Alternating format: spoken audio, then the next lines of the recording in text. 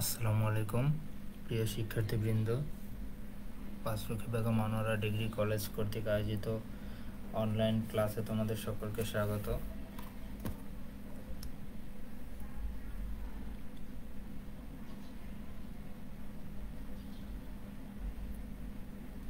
আজকে আমি তোমাদের সাথে আছি মোহাম্মদ আরিফুল ইসলাম, প্রভাষক বাংলা, পাঁচরুখি বেগম আনোয়ারা ডিগ্রি কলেজ, ২৫০০ নারায়ণগঞ্জ।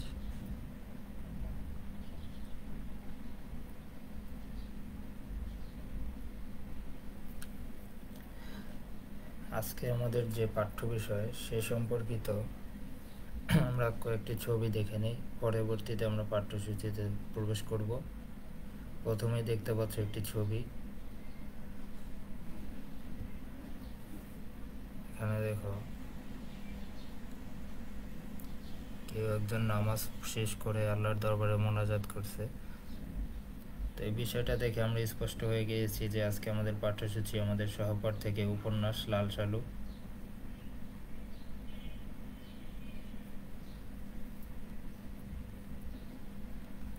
আমাদের আজকের পাঠ উপন্যাস লাল সালু। এটার প্রথম অংশ আমরা পড়ব। এটাকে আমরা দুইটি অংশে ভাগ করেছি।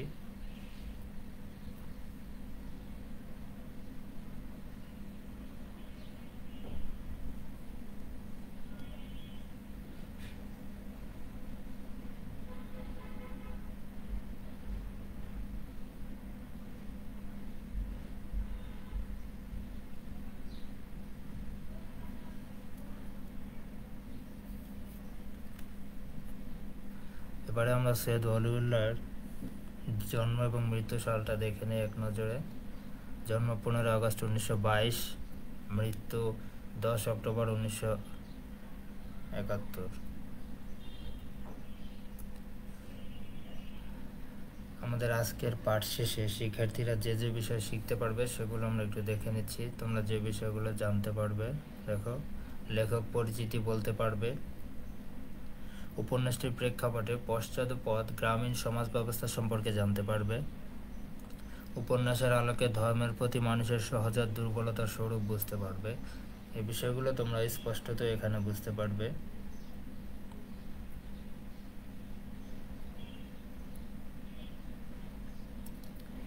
দেখো সৈয়দ ওয়ালিউল্লাহর একটি ছবি। ইনি হচ্ছেন সৈয়দ ওয়ালিউল্লাহ, লাল সালু উপন্যাসের রচয়িতা।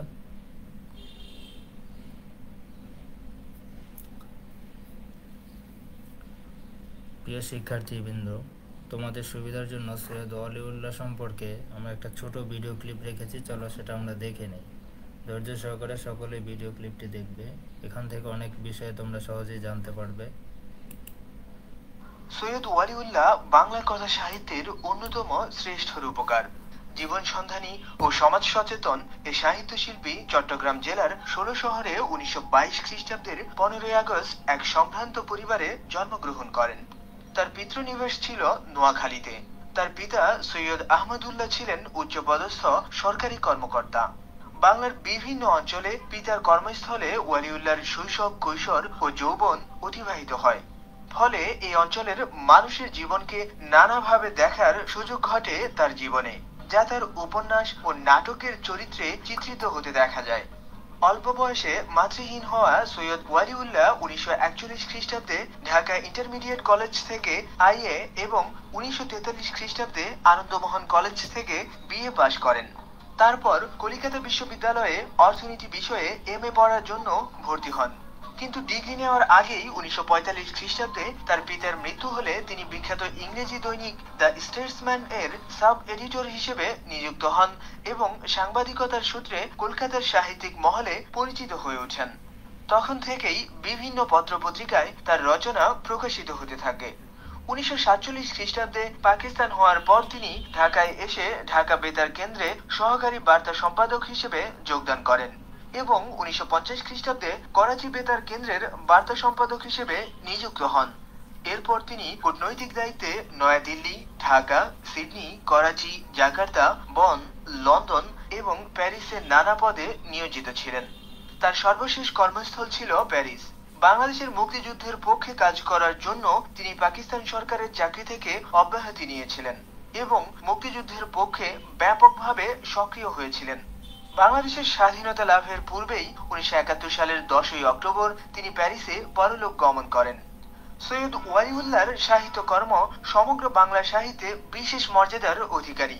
ব্যক্তি ও সমাজের ভেতর ও বাইরের সূক্ষ্ম ও গভীর রহস্য উদ্ঘাটনে বিরল কৃতিত্ব রয়েছে তার। তার গল্প ও উপন্যাসে একদিকে যেমন স্থান পেয়েছে কুসংস্কার ও অন্ধ ধর্মবিশ্বাসে আচ্ছন্ন বিপর্যস্ত আশাহীন ও মৃতপ্রায় সমাজ জীবন, অন্যদিকে তেমনই স্থান পেয়েছে মানুষের মনের ভেতরকার লোভ, প্রতারণা, ভীতি, ঈর্ষা প্রভৃতি প্রবৃত্তির ক্রিয়া প্রতিক্রিয়া। কেবল রসপূর্ণ কাহিনী পরিবেশন নয়, তার অভীষ্ট ছিল মানব জীবনের মৌলিক সমস্যার রহস্য উন্মোচন।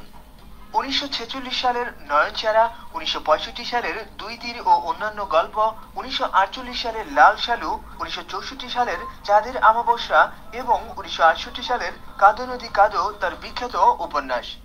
সৈয়দ ওয়ালিউল্লাহ নিরীক্ষামূলক 4টি নাটকও লিখেছেন।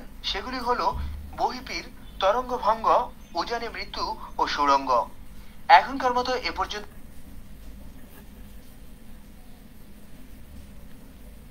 তো প্রিয় শিক্ষার্থীরা, তোমরা ভিডিওটার মাধ্যমে অনেক বিষয় জানতে পারলে এবং সৈয়দ ওয়ালিউল্লাহ সম্পর্কে এখানে অনেক বিস্তারিত তথ্য উল্লেখ করা হয়েছে। আশা করছি তোমাদের জন্য খুবই উপকারী হবে এটি। এবারে আমরা আমাদের লাল সালু উপন্যাসের নামকরণটা একটু জেনে নেই, যে নামকরণটা কতটুকু যুক্তিযুক্ত বা সার্থকতা লাভ করেছে।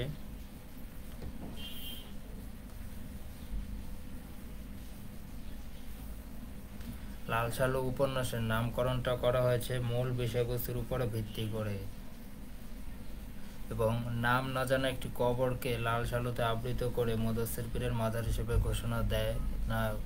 উপন্যাসের নায়ক চরিত্র মজিদ এই লাল সালু আবৃত মাজারকে কেন্দ্র করেই উপন্যাসের কাহিনী বিস্তৃত লাভ করে। অস্তিত্বের সংকটে বিপন্ন মজিদের ধর্মকেন্দ্রিক প্রতারণা উপন্যাসের কাহিনীর আবর্তন ও বিষয়বস্তুর মূলে রয়েছে লাল সালু। তাই উপন্যাসের নামকরণটি যথার্থ সার্থকতা লাভ করেছে। আমরা দেখলাম এখানে একটি লাল সালু এবং একটি নাম না জানা একটি কবরকে মুদাসসির পীরের কবর বলে মজিদ চালিয়ে দিয়ে এবং সমাজের এবং গ্রামের অশিক্ষিত মূর্খ মানুষের উপরে কিভাবে প্রতিপত্তি বিস্তার করতে সক্ষম হয় সেই বিষয়টি, এবং এ কারণেই উপন্যাসের নামকরণটি লাল সালু যথার্থ এবং সার্থকতা লাভ করেছে। এবং এর ভাষা রীতিটা সম্পর্কে যদি আমরা জেনে নেই, এটি গদ্য রীতিতে রচিত। চরিত্রগুলোর মধ্যে সংলাপে আঞ্চলিক কথ্য রীতি উপন্যাসটি চলিত রীতি অনুসরণ করেছে। আমরা চরিত্রের মধ্যে দেখবো আঞ্চলিক কিছু শব্দ ব্যবহৃত হয়েছে এবং এটা চলিত রীতিতে রচিত। এই উপন্যাসের রূপ শ্রেণীটা একটু আমরা জেনে নেই। লাল সালু ধর্মের অপব্যবহার ও এর বিরুদ্ধে প্রতিবাদ প্রকাশক একটি সামাজিক উপন্যাস। আমাদের সমাজে ধর্মীয়ভাবে যে আমাদের ধর্মকে অপব্যবহার করা হয়, ধর্মের নামে যে ব্যবসা করা হয়, সেই বিষয়টাকে স্পষ্ট করার জন্য মূলত এই উপন্যাসটি রচিত। এবার আমরা সৈয়দ ওয়ালিউল্লাহর সম্পর্কে একটু জেনে নেই। দেখো সৈয়দ ওয়ালিউল্লাহর ছবি। সৈয়দ ওয়ালিউল্লাহ জন্মগ্রহণ করেন চট্টগ্রামের 16 শহর। সৈয়দ ওয়ালিউল্লাহ জন্মগ্রহণ করেন চট্টগ্রামের 16 শহরে 15 আগস্ট 1922 খ্রিস্টাব্দে। তার আদি নিবাস নোয়াখালী জেলায়। পিতার নাম সৈয়দ আহমদুল্লাহ এবং মাতার নাম নাসিমা আরা খাতুন, এবং তিনি মৃত্যুবরণ করেন প্যারিসে 1971 সালের 10ই অক্টোবর।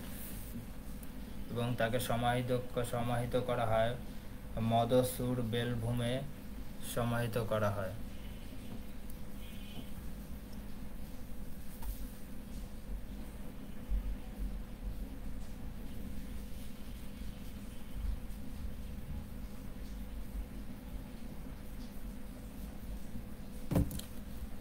এবারে দেখো তার সম্পর্কে আরো গুরুত্বপূর্ণ তথ্যগুলো জেনে নেই। কথা সাহিত্যিক হিসেবে সমধিক পরিচিত। সৈয়দ ওয়ালিউল্লাহ কথা সাহিত্যিক হিসেবে পরিচিত বেশি। কন্টেম্পোরারি নামে একটি ইংরেজি পত্রিকা প্রকাশ করেন। কলকাতার দৈনিক স্টেটমেন্ট পত্রিকার সহ সম্পাদক ছিলেন। দেশ বিভাগের পর ঢাকা বেতার কেন্দ্রের সহকারী বার্তা সম্পাদক পদে যোগদান করেন। 1971 সালে প্যারিসে মুক্তিযুদ্ধের পক্ষে প্রচারণা চালান। 1971 সালের 10 অক্টোবর প্যারিসে মারা যান। প্যারিসের উপকণ্ঠে মদসুর বেলভুতে সমাহিত হন। দেখো, ফেনী হাই স্কুলের ছাত্রাবস্থায় হাতে লেখা পত্রিকা ভোরের আলো সম্পাদনা করতেন। প্রথম গল্প হঠাৎ আলোর ঝলকানি ঢাকা কলেজ ম্যাগাজিনে প্রকাশিত হয়। ছাত্রাবস্থায় প্রথম গল্পগ্রন্থ নয়নচারা প্রকাশিত হয়।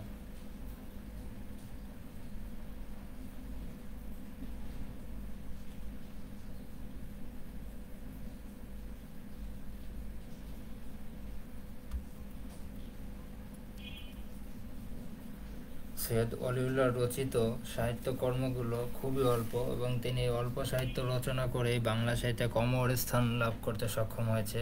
তার রচিত উপন্যাস আমরা পাই মাত্র 3টি।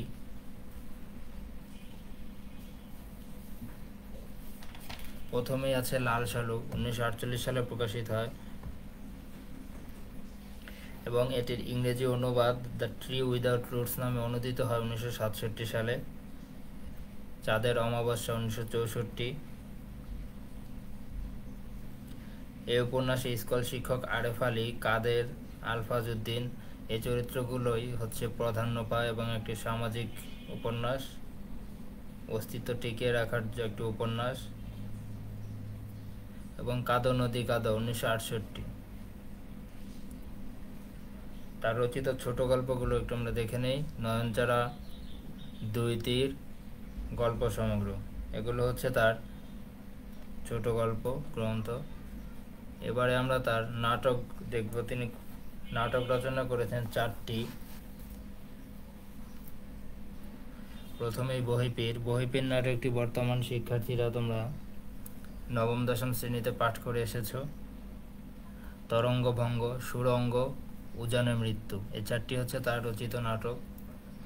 তিনি সাহিত্যে অবদানের জন্য এবং পত্রিকা কাজের জন্য বিভিন্ন পুরস্কারে ভূষিত হচ্ছেন। এর মধ্যে আমরা পুরস্কারগুলো দেখে নেই। PEN পুরস্কার 1955 বহিপীর নাটকের জন্য পান। বাংলা একাডেমি সাহিত্য পুরস্কার 1961 সালে লাভ করেন। আদমজী পুরস্কার 1965 সালে লাভ করেন দুই তীর ও অন্যান্য গল্পগ্রন্থের জন্য। 21 পদক 1983 সালে লাভ করেন মরণোত্তর।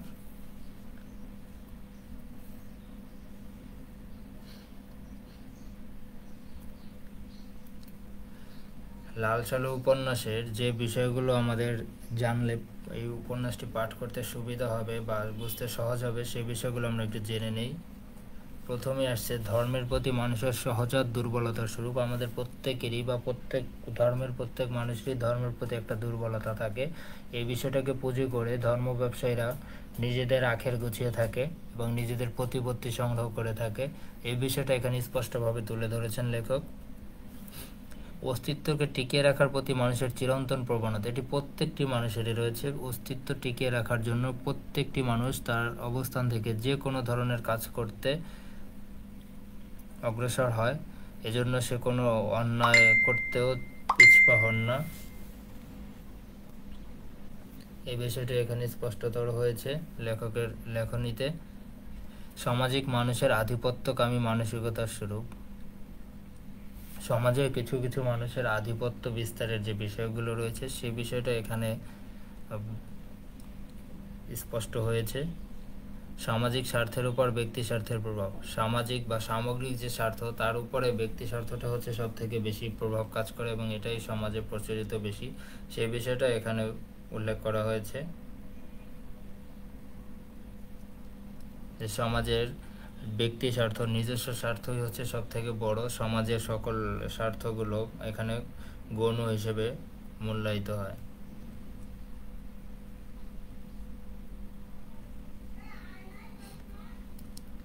পুরুষতান্ত্রিক সমাজে নারীর প্রতি অবহেলা নির্যাতনের স্বরূপ। আমাদের সমাজটা পুরুষতান্ত্রিক এবং আমাদের সমাজে নারীর প্রতি যে অবহেলা, অন্যায়, অত্যাচার সেই বিষয়টা এখানে উল্লেখ করা হয়েছে এবং এটা আমাদের ইতিহাস এবং প্রাচীন যুগ থেকে এগুলো হয়ে আসছে, সেই বিষয়টা এখানে স্পষ্টতর হয়েছে লেখনীতে। গ্রামীণ কৃষিজীবী সমাজের জীবনে চিত্রের স্বরূপ অঙ্কন। গ্রামীণ কৃষিজীবী সমাজের যে একটা বাস্তব চিত্র সেটা এখানে স্পষ্ট হয়েছে। মানুষের অশিক্ষা, অজ্ঞতা, অন্ধবিশ্বাসের স্বরূপ। আমাদের সমাজের অশিক্ষা এবং অন্ধবিশ্বাস এবং অজ্ঞতার ফলে সমাজের কিছু চতুর এবং ধুরন্ধর ব্যক্তি যে নিজেদের স্বার্থ হাসিল করে সেই বিষয়টা এখানে ফুটিয়ে তোলা হয়েছে। পশ্চাৎপদ গ্রামীণ সমাজের চিকিৎসা পদ্ধতির রীতিনীতি, যে আমাদের গ্রামের বা আমাদের অনুন্নত গ্রাম অঞ্চলের যে চিকিৎসা পদ্ধতিগুলো আছে এবং গ্রাম্য যে চিকিৎসা পদ্ধতি, হাতুড়ে চিকিৎসা ব্যবস্থা রয়েছে, সেই ব্যবস্থাটাও এখানে ফুটিয়ে তুলেছেন লেখক। মানুষের অজ্ঞতার সুযোগ নিয়ে ধর্মকে হাতিয়ার হিসেবে ব্যবহারের মানসিকতা বিচার। কিছু কিছু ধর্ম ব্যবসায়ী বা কিছু কিছু মানুষ ধর্মকে পুঁজি করে নিজেদের প্রতিপত্তি বিস্তারে সক্ষম হয় এবং এটা তারা অজ্ঞ এবং অশিক্ষিত মানুষের উপরে বেশি চাপ সৃষ্টি করতে পারে। আমাদের অন্ধবিশ্বাসের ফলেই এই বিষয়টা হয় যে আমরা ধর্মটা যত কম জেনে থাকি, যারা ধর্ম কম জানি তারা অন্ধবিশ্বাসের প্রতি বেশি আকৃষ্ট হয় এবং তারাই এই ফাঁদে পা দেয় এবং ধর্ম নিয়ে যারা ব্যবসা করে তাদের ফাঁদে পা দিয়ে তারা সর্বস্ব হারায় এবং ধর্ম ব্যবসায়ীরা দিনে দিনে প্রতিপত্তিশীল হয়ে থাকে। এগুলো আমাদের সমাজের নিত্য পরিচিত একটি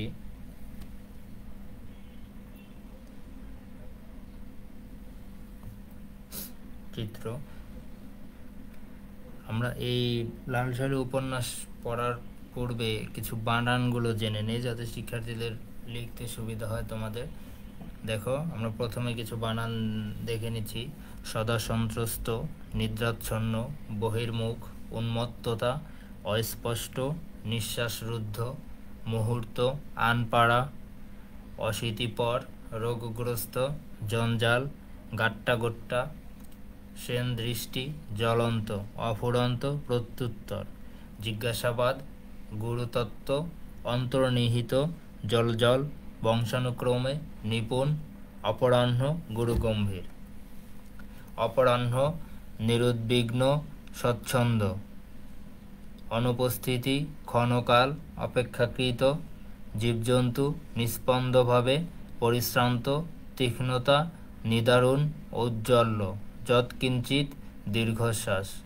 আগ্নেয়গিরি, নিস্তরঙ্গ, স্তম্ভিতভাবে, ধূসর, উচ্ছ্বাস, সূচগ্র, ধ্বংসস্তূপ, ঘূর্ণায়মান, ক্রমে ক্রমে, আত্মসচেতনতায়। এই বানানগুলো তোমরা সকলেই প্র্যাকটিস করবে, তাহলে আর ভুল হওয়ার সম্ভাবনা থাকবে না। এই উপন্যাসে পড়তে গেলে আমরা কিছু আঞ্চলিক শব্দ এবং অন্য ধরনের কিছু শব্দ পাবো যেগুলো সম্পর্কে আমরা অনেকেই অবগত নই। সেই রকম কিছু শব্দ আমরা এখানে শিখে নিব, তাহলে আমাদের উপন্যাসের অর্থ এবং ব্যাখ্যা বুঝতে খুব সহজ হবে। দেখো, প্রথমেই রয়েছে নলি। নলি শব্দের অর্থ হচ্ছে নলের ন্যায় সরু ছোট নৌকা। এটা সকলেই দেখেছো, অনেকেই দেখেছো যে তাল গাছের এক পাশ থেকে ওই নৌকাগুলো তৈরি করা হয়। গাজীপুর, নরসিংদী অঞ্চলে এগুলো দেখা যায় প্রায়। যান পাছানের লোক, এই শব্দটার সাথে আমরা অনেকেই পরিচিত নই। শব্দটা একটা হিন্দি শব্দ, এর অর্থ হলো পৌঁছানো, মানে কোনো স্থানে পৌঁছে যাওয়া। এখানে যান পাছানের লোক বলতে বোঝানো হয়েছে লোক পথ চিনিয়ে নেবার জন্য এসেছিল, মানে যে লোক পথ চিনিয়ে নেবার জন্য এসেছিল বা যে পথ দেখিয়ে নিয়ে যায় আর কি। বাহে মুলুকে, এটা রংপুর এলাকার একটা স্থানীয় ভাষা। এটা আমরা নুরুল দিনের কথা মনে পড়ে যায়, কবিতা পড়তে গিয়ে এই বিষয়টা আমরা পড়েছিলাম। মণিদের দেশ, মণিপুরী সম্প্রদায়ের লোকজন যেখানে থাকে, আমাদের দেশের যে মণিপুরী সম্প্রদায় রয়েছে, যে ক্ষুদ্র নৃগোষ্ঠী, ওরা যে অঞ্চলে বাস করে সেটাকে মণিদের দেশ বোঝানো হয়েছে। নিরাগ পড়া, এখানে ঢাকার একটা আঞ্চলিক শব্দ ব্যবহার করা হয়েছে, সাধারণ উচ্চারে নিরাগ পড়া হবে। এ শব্দের অর্থ হলো বায়ু চলাচল বন্ধ হয়ে থমথমে পরিবেশ সৃষ্টি, যেখানে বায়ু চলাচল করতে পারে না, একটা থমথমে পরিবেশ। জাহেল, এখানে মূর্খ বা অজ্ঞতাকে বোঝানো হয়েছে। আমরা অনেকেই অনেককে গালি দিয়ে থাকি জাহেল বলে, আসলে জাহেল মানে হচ্ছে মূর্খ বা অজ্ঞতা, না জানা। বেএলেম, ধর্মীয় জ্ঞানের অভাব বা ধর্মীয় শিক্ষার অভাব। আনপাড়া, পড়াশোনা না জানা লোক বা অশিক্ষিত লোক।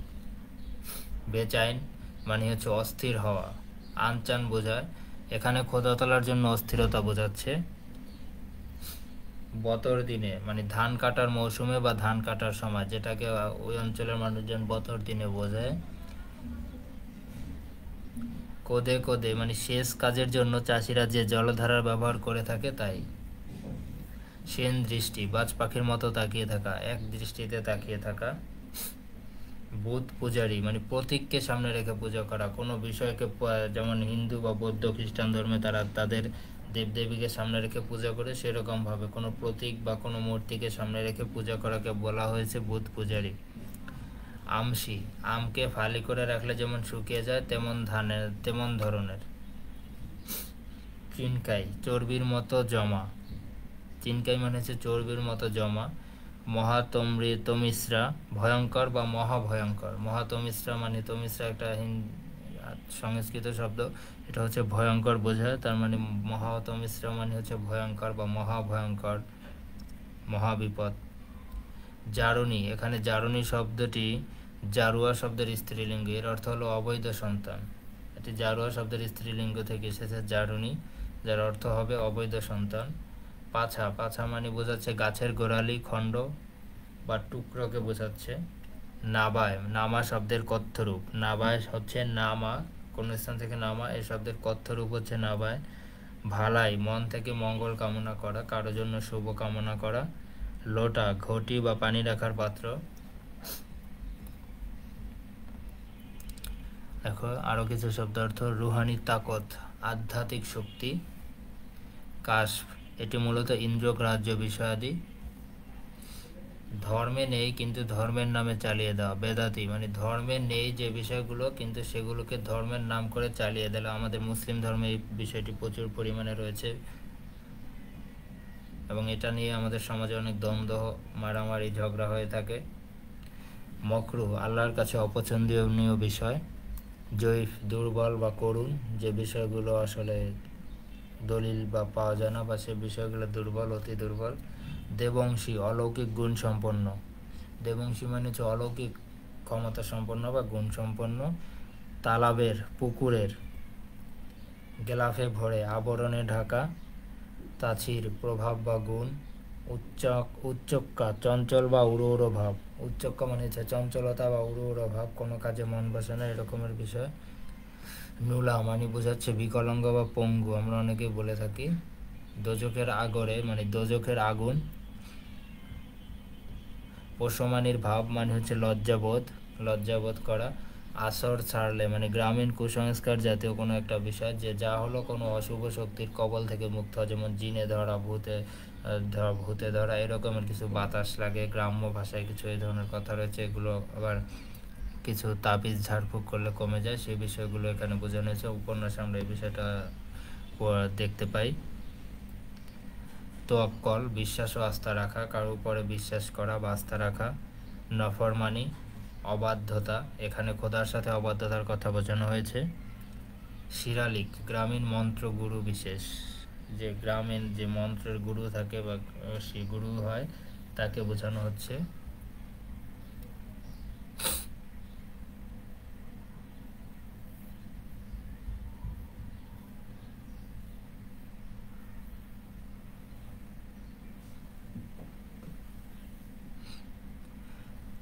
দেখো এখানে তোমাদের জন্য কয়েকটি প্রশ্ন রেখেছি, আশা করি সকলে এগুলো এখন সহজেই বলতে পারবে, কারণ এতক্ষণ আমরা এই বিষয়টা জেনে এসেছি। সৈয়দ দলিলের দুইটি গ্রন্থের নাম বলো, খুবই সহজ একটি প্রশ্ন।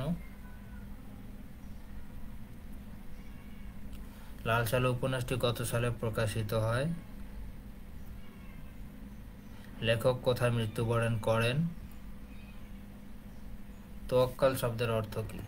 এই বিষয়গুলো আমরা সহজেই জেনেছি।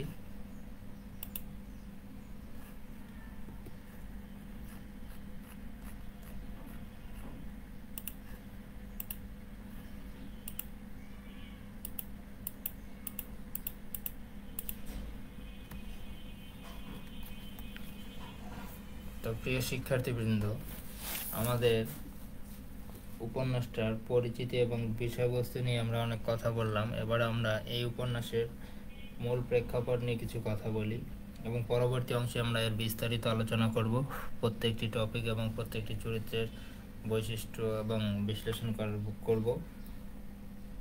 পরবর্তী ক্লাসে আমরা এটা বিস্তারিত আলোচনা শেষ করব। দেখো আমাদের এই উপন্যাসে গুরুত্বপূর্ণ কিছু চরিত্র রয়েছে। এর মধ্যে আমাদের উপন্যাসের কেন্দ্রীয় চরিত্র হিসেবে পরিচিতি পেয়েছে মজিদ, যিনি অস্তিত্ব সংকটে বিপন্ন হয়ে মোহাম্মদনগরে আসে এবং এই মজিদ ওই মোহাম্মদনগর গ্রামের সহজ সরল অশিক্ষিত অর্ধশিক্ষিত অজ্ঞ মানুষের ধর্ম বিশ্বাস এবং ঐশী শক্তির প্রতি ভক্তি ও আনুগত্য ভয় শ্রদ্ধা ইচ্ছা বাসনা সব কিছু নিয়ন্ত্রণ করে ফেলে প্রতারণার মাধ্যমে এবং সমাজের এবং গ্রামের মানুষের অশিক্ষার ফায়দা লুটে নেয় সে। নাম না জানা একটি কবরকে সে মোদাচ্ছের পীরের কবর বলে সেখানে স্বীকৃতি দেয় এবং সে সেখানে সেই মাজারকে কেন্দ্র করে ধর্ম ব্যবসাকে শুরু করে এবং গ্রামের মানুষ তার কথায় বিশ্বাস স্থাপন করে এবং তাকে সকল দিক থেকে সাহায্য করতে থাকে। নানা কূটকৌশলে সে তার প্রভাব ও ক্ষমতাকে অক্ষুণ্ণ রাখে এবং মজিদ তার অস্তিত্বকে টিকে রাখার জন্য বিভিন্ন ধরনের প্রতারণা করে এবং মিথ্যা বলতে থাকে প্রতিনিয়ত। প্রগতিশীল সকল চিন্তাকেই করে বিপন্ন এবং সে সকল প্রকারের প্রগতিশীল চিন্তাকে এখানে নিজের অস্তিত্ব টিকে রাখার জন্য বিপন্ন করার জন্য যে কোনো সিদ্ধান্ত নিতে পিছপা হননি। এবং এই উপন্যাসে আরেকটি প্রধান চরিত্র হচ্ছে খালেক ব্যাপারী। তিনি একটি প্রতিনিধিত্বশীল চরিত্র, গ্রামের মাতব্বর ধরনের একজন চরিত্র এবং তার অনেক সম্পত্তি এবং প্রতিপত্তির অধিকারী হওয়ার ফলে তার কাঁধেই মোহাম্মদনগরের গ্রামের সামাজিক নেতৃত্ব। তিনিই মূলত গ্রামের নেতা এবং এই খালেক ব্যাপারীকে মজিদ কূটকৌশলে তার অধীনস্থ করে ফেলে এবং তার ভক্ত বানিয়ে ফেলে এবং মজিদের অনুগত করে ফেলে এবং খালেক ব্যাপারীর গ্রামের নেতা হওয়ার ফলেও মজিদের সিদ্ধান্তের বাইরে কোনো সিদ্ধান্ত নিতে পারত না এবং মজিদের নির্দেশেই সে তার স্ত্রীকে তালাক দেয়। এবং আমরা লক্ষ্য করি যে উপন্যাসে খালেক ব্যাপারী শুরু থেকে শেষ পর্যন্ত স্থান করলেও মজিদের সিদ্ধান্ত ব্যতীত তিনি নিজস্ব কোনো সিদ্ধান্ত এবং নিজস্ব চিন্তা চেতনা দিয়ে নিজের ব্যক্তিত্বকে বা আত্মমর্যাদাকে ফুটিয়ে তুলতে পারেনি। মজিদের উপরই তিনি নির্ভর ছিলেন সকল সিদ্ধান্তে সকল বিষয়ে। এবং রহিমা হচ্ছে মজিদের প্রথম স্ত্রী। স্বামীর ব্যক্তিত্বের কাছে রহিমা অসহায়, খুবই অসহায় এবং স্বামীকে সে খুবই অলৌকিক এবং খুবই ধর্মভীরু একজন পুরুষ মনে করে এবং সে রহিমার মধ্যে খোদাভীতি এবং এর সাথে সাথে মাজার ভীতির যে একটা বিষয়, যে অন্ধ বা কুসংস্কারের বিষয় রয়েছে, সেটি তার মধ্যে প্রবল। এই বিষয়টা দেখতে পাই আমরা। এবং মাজারের প্রতিনিধি মজিদের স্ত্রী হিসেবে রহিমা নিজেকে গর্ববোধ করেন এবং মাজার এবং তার স্বামীর ব্যাপারে তিনি পাড়ায় সকল মহিলাদের কাছে প্রশংসা করে বেড়ায়। সবকিছুর আড়ালে তার মধ্যে রয়েছে একটি মাতৃহৃদয়, তার মধ্যেও এর বাহিরেও রয়েছে মাতৃহৃদয়। জমিলার প্রতি সহানুভূতিশীল আচরণ তার একটি এই গুণটি লক্ষণীয়। আমরা দেখি জমিলাকে যখন মজিদ মাজারে ঝড় বৃষ্টির রাতে বেঁধে রাখে তখন তার মাতৃসুলভ আচরণটি। এবং এই জমিলা হচ্ছে মজিদের দ্বিতীয় স্ত্রী। নিজের অস্তিত্ব টিকিয়ে রাখার জন্য মজিদ দ্বিতীয় বিয়েটি করেছিল। কৈশোরের চপলতা সমৃদ্ধ চরিত্রটি মজিদের আজ্ঞাবহ নয় এবং এটি একটি চঞ্চল চরিত্র এবং মজিদের কোনো সিদ্ধান্তই সে মেনে নেয় না এবং এই উপন্যাসে একমাত্র প্রধানভাবে জমিলাই মজিদের বিরুদ্ধে প্রতিবাদ করে তোলে। ধর্ম পালন কিংবা স্বামী নির্দেশ পালন উভয়ের ক্ষেত্রেই তার মধ্যে সে দায়িত্ববোধ ও সচেতনতার অভাব। তার মূলে রয়েছে বয়োচ্ছেদিত অপরিপক্কতা। বয়স কম হলেও তার যে আচরণগুলো রয়েছে সেগুলো মজিদকে একেবারে ধূলিসাৎ করে দিতে সক্ষম হয়েছে এবং স্বামীর যে অলৌকিক ক্ষমতা বা মাজারের যে একটা বিশ্বাস রয়েছে সেই বিশ্বাসটি জমিলার মধ্যে ছিল না এবং মাজারের প্রতি তার কোনো ভয় ভীতি বা কোনো আশঙ্কা নেই। এবং মজিদ যে তাকে শাসন করে, তাকে যে আদেশ নিষেধ করে সেগুলো তার কাছে অত্যাচার মনে হতো এবং যে মজিদকে গ্রামের কেউ এমনকি খালেক ব্যাপারী পর্যন্ত চোখ তুলে তাকাতো না বা কথা বলতো না বা ধমক দিতে পারতো না, সেই তাকে ক্ষুব্ধ জমিলা থুথু নিক্ষেপ করে তার সাহসিকতা মানসিকতা প্রকাশ করে। এভাবেই আমরা দেখি উপন্যাসটি মজিদ তার অস্তিত্ব টিকিয়ে রাখার জন্য এভাবে উপন্যাসের অস্তিত্ব বিরাজ করে এবং প্রত্যেক মানুষের উপরে অস্তিত্ব খাটিয়ে যায়। এভাবে আমরা উপন্যাসটি দেখি শেষ হয়ে যায়। তো শিক্ষার্থীবৃন্দ, তোমাদের জন্য আজকে আমরা প্রথম অংশটুকু পড়লাম এবং পরবর্তী ক্লাসে আমরা এই উপন্যাসের চরিত্রগুলো ব্যাখ্যা করব। তোমরা প্রথম অংশটা ভালো করে পড়বে এবং উপন্যাসটি সুন্দর করে শেষ করবে। আগামী ক্লাসে আমরা উপন্যাসের মজিদ চরিত্র, জমিলা চরিত্র, রহিমা চরিত্র বা খালেক